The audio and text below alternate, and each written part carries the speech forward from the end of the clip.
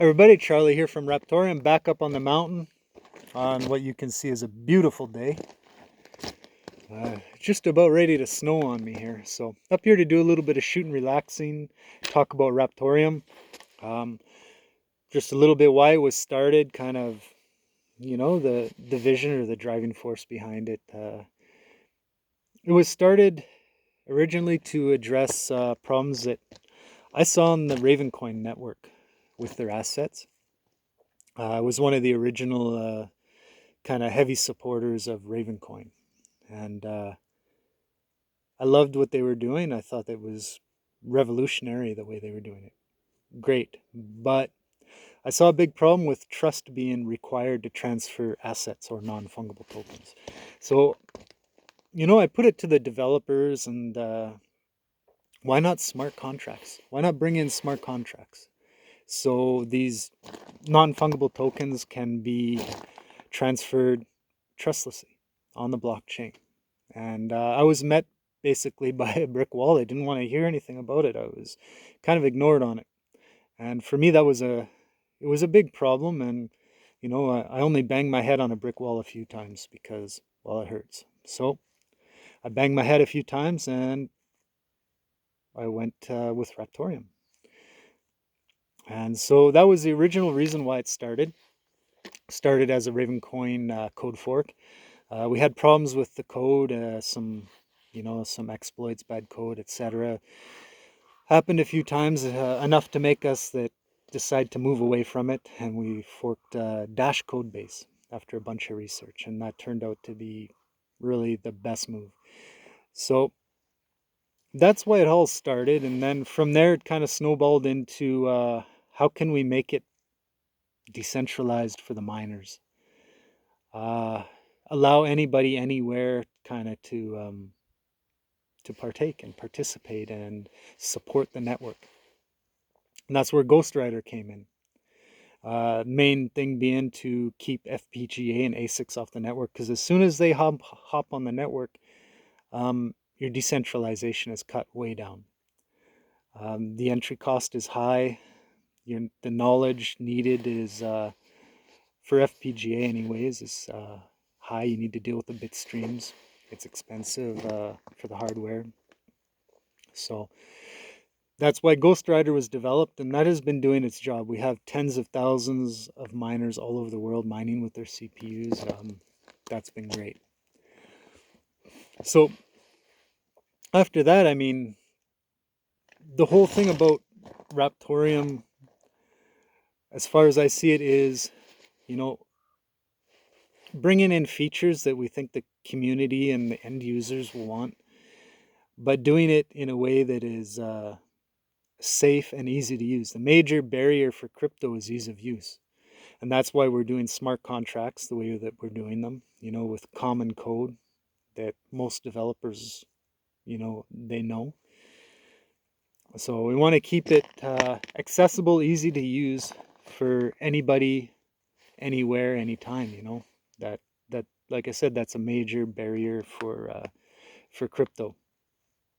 So, um, but we want to make sure that people can have some confidence in the projects. It's secure. We inherited chain locks from Dash, which makes Raptorium at this time immune to 51% double spend attack. Um, they've been pretty high profile the last few years, some of these attacks, especially on like Ethereum Classic. A lot of people losing money because of these attacks. And we wanted to make sure that people were, using Raptorium were protected from that, some confidence that, if you're going to develop or build on Raptorium, that you're protected from something like that, from a double spend attack. And that becomes even more important when you're dealing with not just native coins, but non-fungible tokens assets. So that's very important. So yeah, I mean, going forward, Raptorium, the vision is solving problems through innovation, problems we see on other projects, and we come up with different ways, hopefully innovative, better ways to solve those, and bettering as we can blockchain as a whole. I mean, we're developing, we come up with these different ideas how to solve things. And I mean, the code that we are putting on our GitHub is open source, and we welcome anybody to use it. If we solve a problem and other blockchain projects can benefit from that, can take that code and say, hey, wow, that solves a problem that we have. That's awesome. That's one of the big reasons that we're innovating the way that we do. We're not just trying to make Raptorium, better. We're trying to contribute and help blockchain as a whole uh, get better and get accepted mainstream. We're developing the blockchain itself, smart contracts, assets, futures, which is coming very soon, by the way, or should I say soon.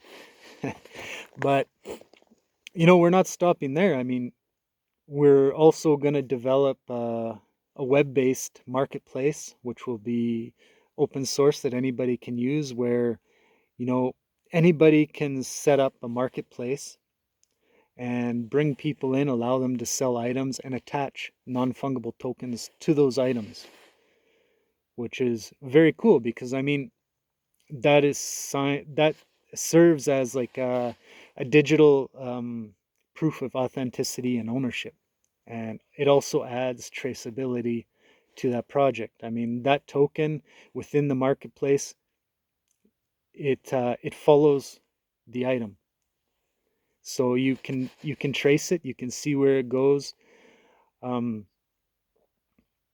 from person to person. Each person gets that token and they can prove that they are the owner that is authentic. So I mean, what we were doing with Raptorium goes beyond the blockchain, and you know I even plan on opening, I hope, a game server at some point that will have RTM integration with assets, smart contracts, the whole deal. I mean, we want to bring it to the masses. We want everybody to be able to use not just Raptorium. I mean, blockchain as a whole is still in its infancy. It's very young. We're just starting to see what it can do, where it can take us. It's very exciting. Um, I'm never going to compare Raptorium to another project and say Raptorium is better. Um, I There's room for everybody. I don't see why it needs to be a contest. Raptorium, we do what we do. We develop, we share, we help other projects if we can, through our contributions, our code, our innovation. Anybody's welcome to use it. We're looking to further blockchain and to help it be adopted and make it easier for the end user, your average Joe, anywhere in the world, to utilize the benefits that the blockchain brings. So, I mean, if what we do on Raptorium helps another project and they get huge adoption, by all means, I'm happy for that. I'm not jealous. I'm not in a competition. It's a kind of something I'm seeing more and more is people on social media and stuff saying, well, your community said Raptorium is better than this project. And I mean, our community is our community. They're awesome. They kick ass.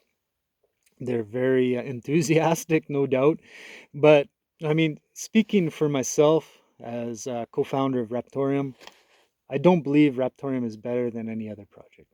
You know, I I want to help other projects. I don't want to compete with them. There's room for everybody. So that's kind of what Raptorium's about. We're looking to further, in a nutshell, the vision, looking to further blockchain and crypto as a whole and make it easier for the end user to get into it, to make mass adoption easier. We want to push that forward. The technology is awesome and it's constantly evolving. So for me, that's what it's all about. I'm not in a competition. I'm not jealous of another project, anything like that. So anyways, as usual, I'm talking and I'm not shooting. So if I can see through the fog down there. I put some targets pretty far down, so let's see. Targets are Budweiser cans, by the way.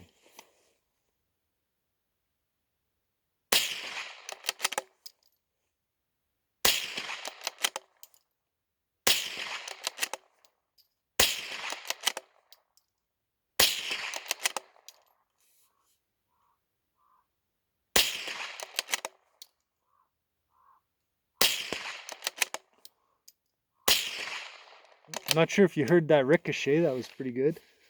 I got one left.